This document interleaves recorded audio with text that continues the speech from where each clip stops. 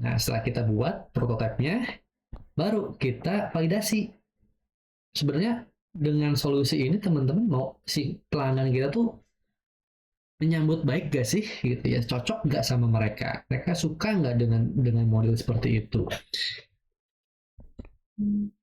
yang namanya dengan user testing. Jadi user testing itu adalah ya kita langsung aja kasih kepada si calon pelanggan gitu ya, kasih, kita cobain, suruh mereka coba menyicipi. Misalnya teman-teman bikin rissoles gitu ya, atau bikin gorengan, bikin bikin puding, apapun teman-teman produknya, makanan misalnya, itu kita ke testing ke orang-orang ya kan, gimana rasanya gitu ya, gimana tampilannya, gimana setelah memakan itu,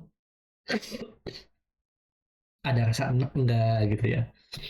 Dan user testing teman-teman juga harus punya indikasi apa yang mau dicari di situ, apakah rasanya, kalau misalkan makanan gitu ya, apakah dari segi rasanya, bentuknya, terus apakah ketika dimakan itu ada rasa enak, terus ada rasa, ada kelembutannya misalkan, atau terlalu keras atau enggak, dan segala macam.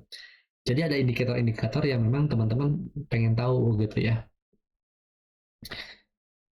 Atau juga ada yang namanya A/B testing. A/B testing ini adalah misalkan teman-teman punya dua varian gitu ya, atau teman-teman mau bikin webinar gitu ya, mau bikin webinar, ataupun misalkan teman-teman mau sekarang yang lagi rame nih, yang lagi rame ini kan jualan e-book nih ya kan, sosial media banyak banget lah bikin e-book apa segala macam, lagi banyak rame banget gitu ya.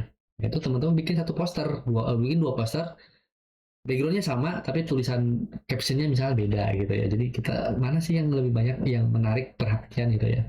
Begitupun teman-teman misalkan mau bikin produk makanan gitu ya, ya udah yang satu misalkan pakai packaging, yang satu nggak pakai packaging, packagingnya keren, yang satu packagingnya ya plastik biasa misalnya gitu ya, isinya sama gitu ya. Nah itu gimana respon dari si pelanggan.